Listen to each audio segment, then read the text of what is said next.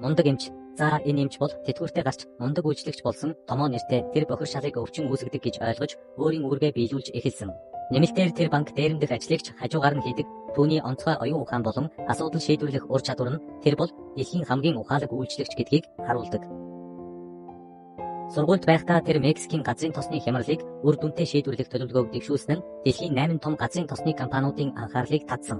Тэд түүнийг их сургуулиа төгсгөөс нь өмнө ч өрсөлдөн ажилд авах гэж оролдож гүйцэтгэх удирдлагын албан тушаал компанийн хувьцаа жилийн 400 мянган ам долларын цалин санал болгосон гайхалтай боломжуудыг үл харгалзан томоогийн бүх саналуудыг татгалзсан.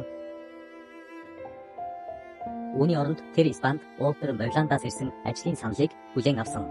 Энэ ажил нь түүний онцгой оюун ухааныг ашиглан инженерийн гайхамшиг гэж тооцогддог сейфийг нээх явдал байсан бөгөөд энэ сейфэд Уолтер 80 гаруй жилийн турш эрэлхийлж байсан зүйл байсан. Хинч энэ өвөрмөц сейфийг онгойлгож чадаагүй байсан. Уолтер томоог өөрийн багтайгаа танилцуулсан. Юуны өмнө Уолтер нь аврах ажиллагааны компани эзэн байсан. Хэдэн сарын өмнө тэр Испанийн уснаас живсэн хөлгийн дурсгалд эд зүйлсийг гарган авсан. Тэр хөлгийн олдвор дундаас 3 ширхэг зоос гарч ирсэн ба эдгээр нь үнэт эрдэнсийн байршлыг зааж өгсөн байв. Харамсалтай нь аврах ажиллагаа бүтлгүйдэж Испанийн эрх баригчид олсон бүгдүүлийг нь хураан авсан. Эдгээр зүйлс одоо Испанийн банкны гайхамшигт сейфэнд төвжигдсэн. Лорен Уолтерийн өргөмөл охин багийн хуурмаг дүр бүтээх ажлыг хариуцдаг байсан. Тэр багийн нэвтрэх ажиллагаанд шаардлагатай ямар ч хүний дүрд хувирч чаддаг байв. Клаус Хакер багийн бүх хакердах хэрэгцээг хангадаг байсан. Джеймс Уолтерийн баруун гар хуучин цэрэг багийн хамгийн шилдэг байлдааны ур чадвартай хүн байв. Саймон багийн логистик болон тоног төхөөрөмжийн ханган нийлүүлэлтийг хариуцдаг байсан. Хэрв мөнгө байвал тэр багт хэрэгтэй бүхнийг олж чаддаг байв. Том ирсэн эхний өдөр банкны системд нэвтрэхэд өндөрлөлтөд тулгарсан тэдэнд орохын тулд код хэрэгтэй байсан ч гэхэд олдохгүй байсан бөгөөд цаг нь чухал байв.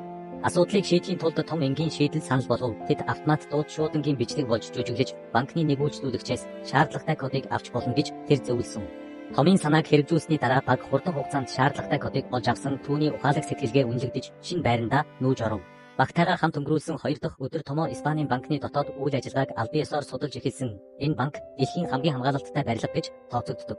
Банк олон тооны мэдрэгч камеруудаар тоноглогдсон бөгөөд ямар ч үмэн сануунд тэр даруй хариу үйлдэл өгүүлэх сургуультай хамгаалагчдтай. Гэхдээ багийн хувьд хамгийн том сорилт бол банкны яг эсрэг талд байрлах Испанийн армийн төв байр байлаа. Банкны тохиолдол ажиллах үед 500 зэрэг нөхцөл байдалд хариу арга хэмжээ авахар яарвчлан ирнэ. Үүнээс гадна банкны хамгаалалтын дарга нь Испанийн терроризмын эсрэг хүчний хуучин ерөнхий командлагч юм. Тиймээс томоо болон Уолтерийн баг банкны эсрэг аливаа халдлагыг төвөггүй зохицуулж чадах хүчрхэг хүчтэй тулгарч байна. Баг нь банкны дотор байрлах сейфийн зохион байгуулалтын талаар бараг ямар ч мэдээлэлгүй. Тиймээс тэд дотоод бүтцийн талаарх дэлгэрэнгүй мэдээлэл авахын тулд сейфийг сканердах шаардлагатай. Одоогийн байдлаар тэдэнд сейф рүү нэвтрэхийн тулд 2 түлхүүр болон банкны хамгаалалтын даргын хурууны хээх хэрэгтэй гэдгийг мэдэж байна. Эдгээр 2 зүйлийг болон холбогдох мэдээллийг авахын тулд баг ажиллагаа эхлүүлнэ. Том Саймон 2 үйлчлэгчийн дүрд орж банк руу нэвтрэнэ. Харин Лорен өндөр үнэтэй уран зургуудын даатгалын мэрэгжилтэн болж жүжиглэнэ. Эдгээр зургууд хадгалагдаж буй өрөөнүүдийн хандах сейфүүд нь сейфийн өрөөнд нэвтрэхэд шаардлагатай түлхүүрүүдийг агуулдаг. Лорен уран зургуудын өрөө рүү явах замдаа хамгаалалтын даргатай хамт алхаж банкны захиралтай гар барихаар болсон тул даргаас кофего барьж байхыг хүснэ.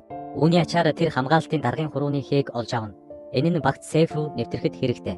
Эхний зураг байрлах өрөөнд Клаус Лоренд банкны камерын хяналтыг зохицоход туслана. Тэд Лорений зургуудыг шалгаж буй бичлэгийг 10 дахин удаашруулан тоглуулж ямар нэгэн с ิจ гтэй зүйл болоогүй мэт харагдуулах төлөвлөгөө хэрэгжүүлнэ. Лорен сейфийн байршлыг олно. Төхөөрөмжөө бэлтгэн түлхүүрийг хуулбарлахаар явна. Гэвч гинэт айлчлал ирж асуудлыг төвөгшүүлнэ. Хамаг авах хөндлөнгийн хяналтын хайг дуусахад ердөө 20 секунд үлдсэн үед Лорен зөв байрлалд байх ёстой байсан. Харамсалтай нь банкны дарга түүний замд гарч ирдэг. Лорен даргаас зураг авахуулахыг хүсч зураг авахдаа арагшаа зогсохыг хүснэ. Сүүлчийн мөчөд Лорен даргыг хяналтын бичлэгт гаргахгүйгээр саатуулах арга хэмжээ авна. Харин хайг дуусахтай зэрэгцэн. Лорен 2 дахь түлхүүрийг хайхаар хөдөлгөөнөө эхлэх үед том асуудалтай тулгарна. Түүний үүрэг бол сейфийн бүтцийг сканердах бөгөөд цэвэрлэгч болж жүжиглэн банкны доод давхруудад нэвтрэх юм.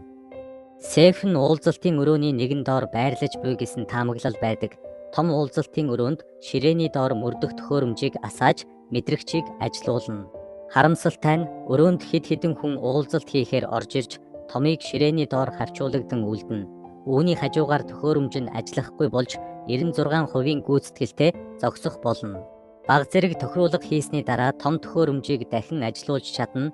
Тэгээд скан нь амжилттай дууссан. Харамсалтай нь энэ нь тохиолдол үүсгэж банкны хамгаалалтын даргын удирдлага дор бүх банк хаалттай болж цэрэг татагдлаа. Түүнчлэн Лорен 2 дахь түлхүүрийг хуулбарлаж дуусч дарга түүнийг авч явхад тэрээр хаусын дунд хулгайлагдсан түлхүүрийг буцааж тавихаа мартав. Мөн түлхүүр хадгалагдаж байсан сейфийг хаахаа орхижээ. Эцэст нь баг нь Лорент түлхүүрийг том руу шидхийг санаачилахаар шийдсэн бөгөөд дараа нь тэр түлхүүрийг сейфэд буцааж хийн. Том гүйцэтгсэн түлхүүрийг буцааж тавих гэж 3 дугаар давхарт яарвчлан очоод сейфийг хааж яг л хамгаалагч ойртож ирж байгааг мэдрээд суулгагчийг хурдан шийдэж хамгаалагчийг баригдах боломж олгов. Гамшигын өрөөнд хамгаалагч ирэхэд том түүнд юу хийж байгаа талаар асуухад том чихвчээ тайлж тохиолдол сонсож байгаагүй мэт зангидж хамгаалагч түүнд шалтгаан өгөв. Тэр зөвшөөрлөө өгч томуудыг хориглохгүй ажлын төлөвлөгөө дууссаны дараа том сейфийн дотоод бүтцийг судалж эхэлсэн. Тэр сканерт илүү сайн гарч чадаагүй хэсгийг олж мөн тэрээр тусгай хэсэгт ус байгааг ойлгосон. Сейф нь жин хэмжих төхөөрөмжийн зарчим дээр бүтээгдсэн байсан бөгөөд хэрэв сейфийг нээх үед жин өөрчлөгдвөл тэр даруй хаагдаж ус бүглэж эхэлнэ. Баг одоо сейфийн механизм хэрхэн ажилладаг талаар ойлгож тогтмол жингийн тэнцвэрийг хадгалахын тулд шийдэл гаргах хэрэгтэй. Том энэ асуудлыг хэрхэн шийдэх талаар бодож эхэлсэн. Шөнийн цагаар ажиллаж байгаа Саймон ба Джеймс банкны дор хэсгийг судалж байх үедээ Томын